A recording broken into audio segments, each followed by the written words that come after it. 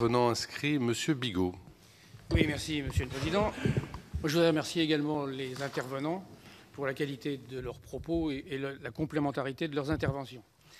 L'INRA et l'ANSES ont récemment communiqué sur les produits de biocontrôle, et notamment hier dans un grand quotidien du soir.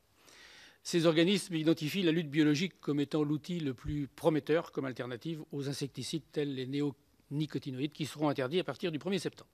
Pourtant, le recours au biocontrôle ne représente que 5% du marché à l'heure actuelle. La difficulté, c'est de faire en sorte que les agriculteurs, dont il ne s'agit pas de les mettre en cause, puissent accompagner ce mouvement. Vous avez indiqué tout à l'heure, Monsieur Mauguin, que par exemple pour convertir le vignoble, il faudrait environ 18 ans pour arriver à avoir un vignoble qui permette de produire avec les exigences environnementales qui sont aujourd'hui attendues. C'est d'autant plus vrai qu'on va examiner bientôt le projet de loi Egalim.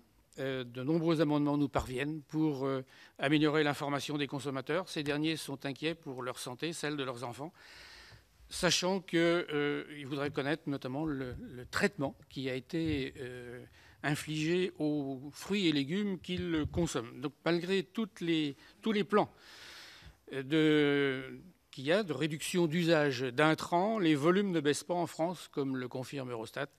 66 000 tonnes en tout, soit 2 kg à l'hectare, ça ne baisse pas en moyenne.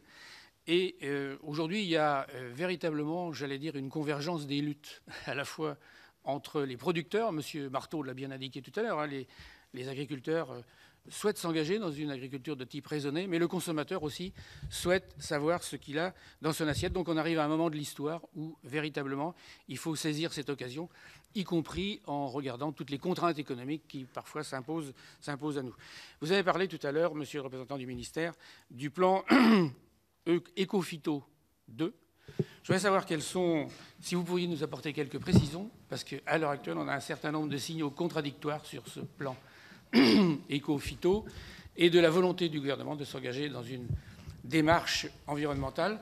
Je ne veux pas faire l'exégèse des déclarations d'un certain nombre de députés qui ont des vagues à l'âme par rapport à l'orientation que prend ce gouvernement, notamment sur le plan écologique. Je vous remercie.